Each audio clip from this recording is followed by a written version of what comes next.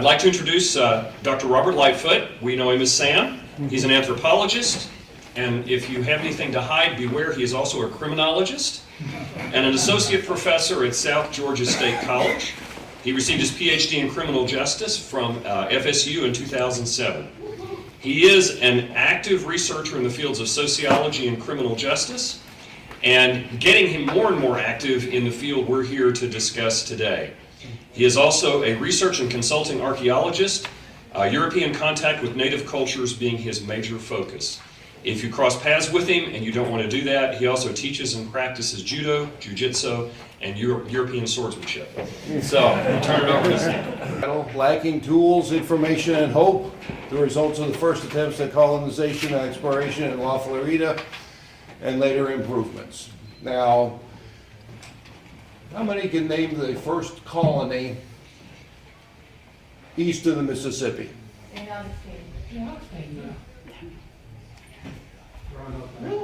Nope.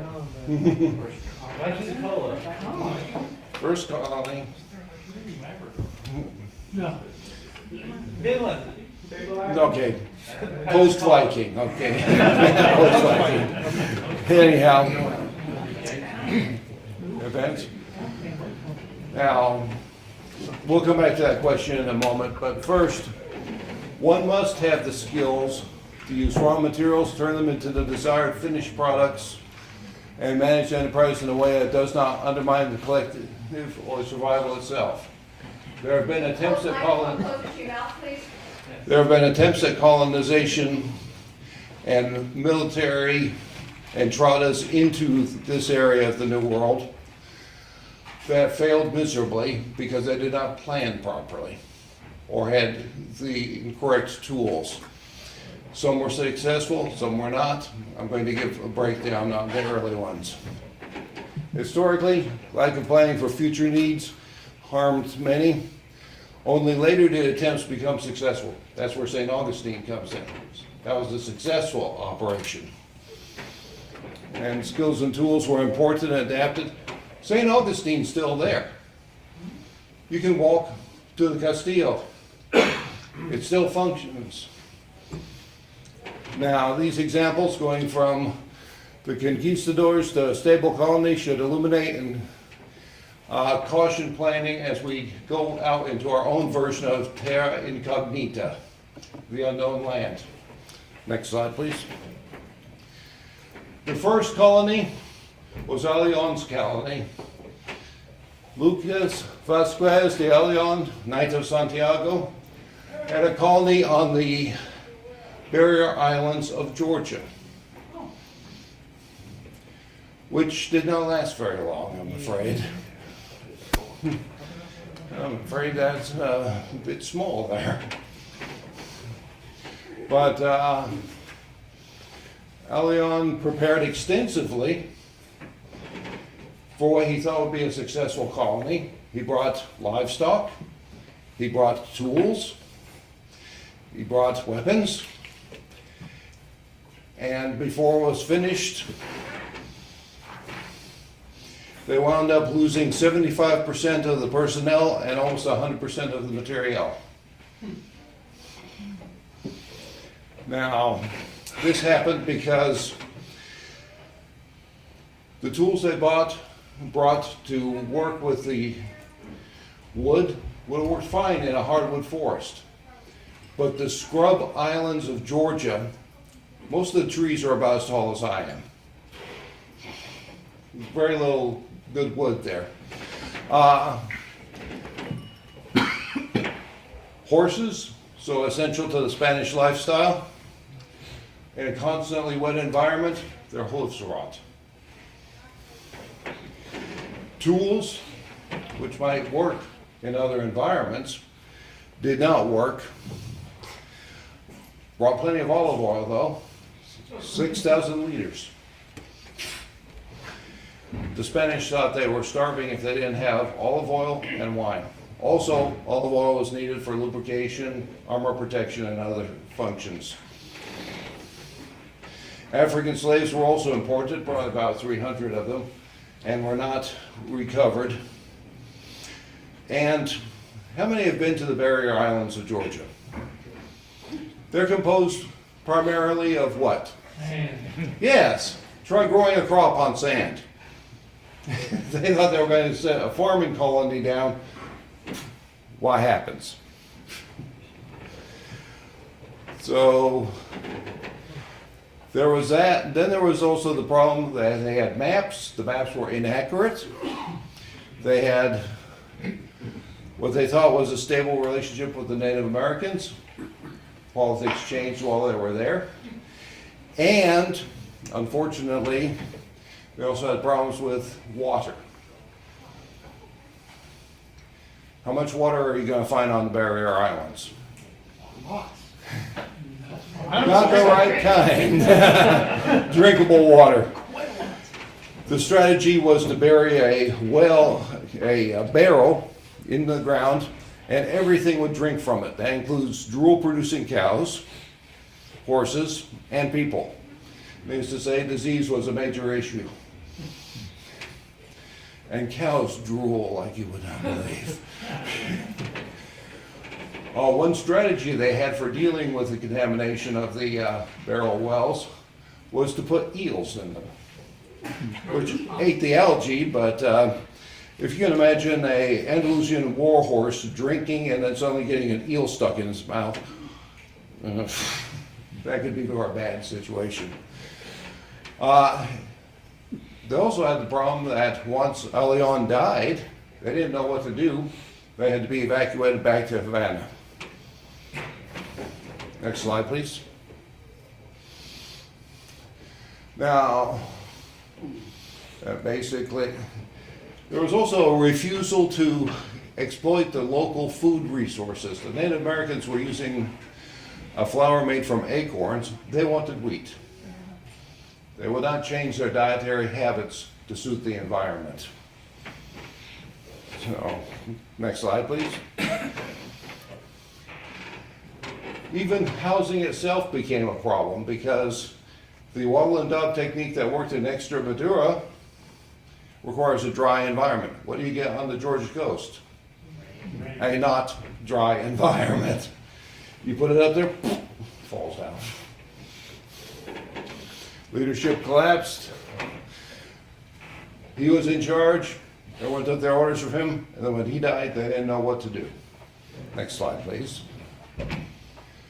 Now, NARVAEZ, possibly the least impressive of the conquistadors. But the military, ALLYÓN's colony had failed. However, NARVAEZ participated in the destruction of the Aztec Empire. He was sent to arrest Cortez. Somehow or another, he wound up losing an eye, but joining up with Cortez. And he was going to go find another Aztec empire. And he, through his, possibly by dream states and other things, came to the conclusion that the area around Tallahassee would be a good place to look. So he came ashore around Tampa, marched up the length of Florida, over to Tallahassee, found no gold, but a whole bunch of Native Americans who were very glad to show him the business end of arrows. Chased him down into a salt marsh, where he spent the winter, and his group was made up of primarily high-ranking individuals who had essentially no skills. They were running short on water, so they killed the horses and made canteens. Nobody knew how to tan leather or waterproof it. I leave to your imagination how disgusting that must have been. They decided to build boats to go back to Mexico City.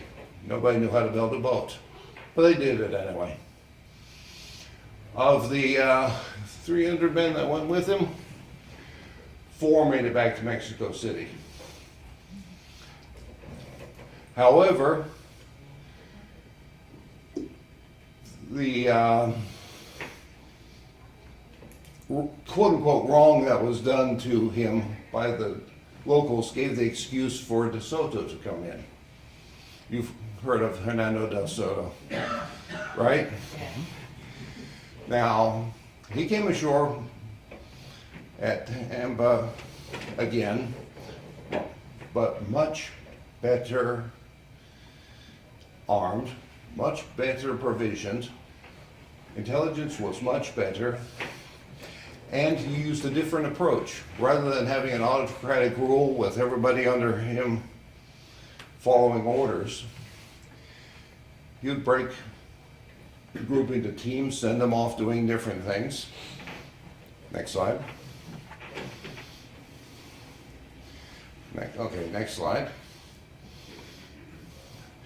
Now, De Soto, like NARVAEZ, was a veteran of a campaign. De Soto studied under Pizarro, the Incan Empire. So when he went hunting, he was a little bit provisioned. In fact, he set it up so that if they were marooned, they could actually build a colony. And he had every specialization you could think of, including sock makers with him. People with naval skills. They could build a boat that would actually not sink. They carried necessary supplies and started off with about 160 pigs. By the time they reached Chickasaw, they had 3,000. Because the pigs were allowed to free forage. And he started with 600 men and an incredible amount of supplies. And he personally vetted everybody that went on the expedition. Anyone whose armor wasn't up to speed, anyone whose equipment wasn't up to speed, they were off the list. Now, tools, he had the type of tools that ALLYÓN had, but they were more workable. And every one of his horsemen had an axe on their saddle. Plus he had a whole array of weapons, not just swords and crossbows, but also halberds and other items that could be used for multiple purposes, clearing trails, for example. You're familiar with a halberd, it's a pole axe. Yes. And his willingness to just, take about 20 guys, go over this way, see what's going on. Take about another 50, go see what's going on over here. We'll go up the middle. Allowed him to cover a very large area. He wandered around a bit. Never was able to get Appalachia, by the way. He wintered in Tallahassee, went up into North Carolina, may have made it over to Tennessee, back down into Georgia, crossed over into Alabama, and finally wound up in Arkansas, looking for something that he could send back home. And lost quite a fewer individuals and equipment. It was only when the Native Americans at Chickasaw basically burned them out that they lost most of their supplies.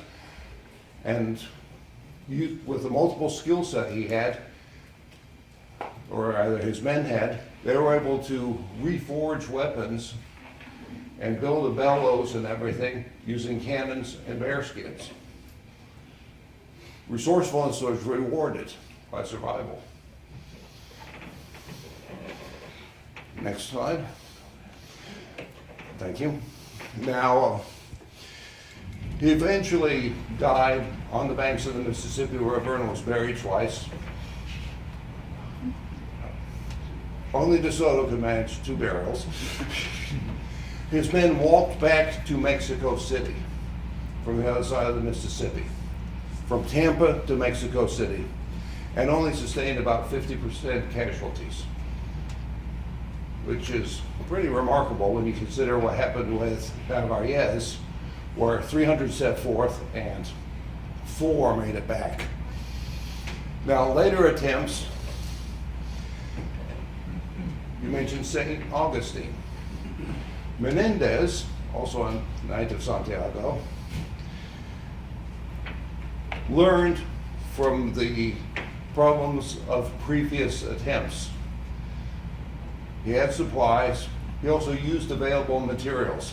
And he didn't want to hear that crap about, oh, we don't have wheat, I'm going to starve. You know, you're going to eat the acorn flour.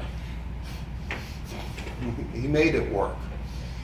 In fact, he was able to retrace part of DeSoto's trail almost 20 years later, sending people out from St. Augustine, working along there trying to figure out exactly where he went through Georgia. And various other individuals were able to expand the reach of the Spanish in the area, partially by adapting to the conditions as they existed on the ground. Now, cartography was a real problem.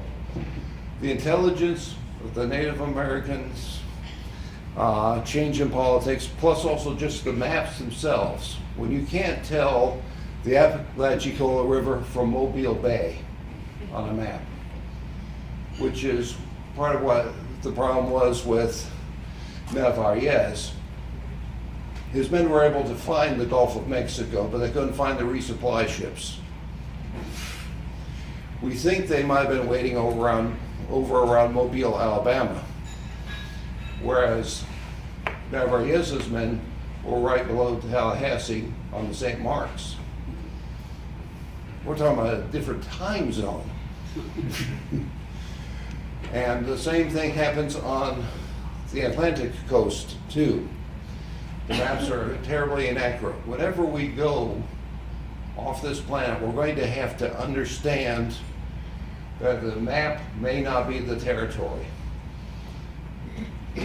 But we do need to have good information as much as possible, but also realize that it could be bad.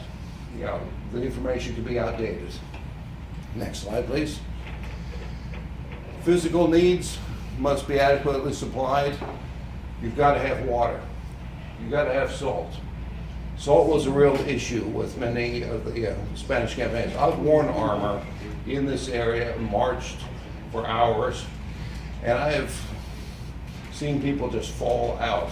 When you're wearing about 100 pounds of armor and the heat index is 120 degrees, it's pretty easy to see how that can happen.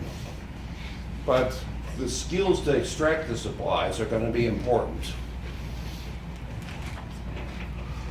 Now, as far as leadership style, autocratic leadership, unless your leader is omniscient, forget about it. You're going to need to have people play to their strengths and be flexible in the field. Please. All these people I mentioned, by the way, were members of the Order of Santiago, which was a crusading order from the Reconquista.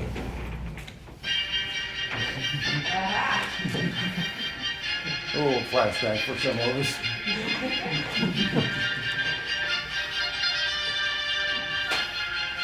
Didn't they find salt south of St. Augustine? You got some salt licks or something down there south of St. Augustine?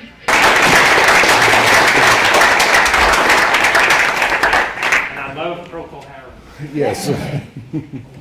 We have time for any questions? First, take the roaming mic to Tim. Well, the question I had was, did Mendez also bring cattle? Because Menendez did bring cattle, I know yes. that, I know that was the basis of the big cattle ranches all over Florida. People don't realize how much massive it is. Oh, the Spanish had to have their beef along with their pork. Because I read something about, that was one of the reasons he succeeded, because cattle got loose, perfect cattle breeding ground, they were still able to find meat. Right. I understand, and I think it's DeSoto, that the pigs they brought released a whole bunch of plagues throughout the entire southeast. Well, so did the Spanish. But the pigs were actually quite efficient vectors for a bunch of diseases that not Yes. only people, but, native animals. And it was walking ecological. Disaster, Yeah, yes. but they fed a lot of people in the south. Let's wait for Mike. We got another question. Compare Wait this for to- the mic, David, hold on. I'm gonna simulate. Thank you. Okay, compare the results of the Spanish and their expeditions with how the Portuguese handled things. The Portuguese did not have,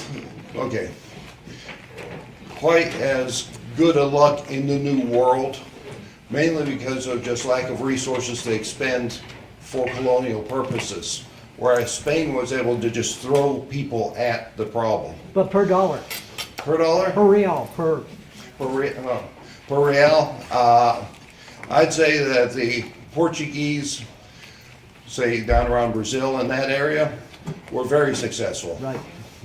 So the philosophy made a difference. Philosophy did make quite a bit of difference. And that's what we need to think about as we go into Philosophy. sailing. In fact, the Order of Santiago, that carried its own philosophy with it, because that was part of the Reconquista that unified Spain and then was transferred to the New World, not being terribly tolerant of any differences.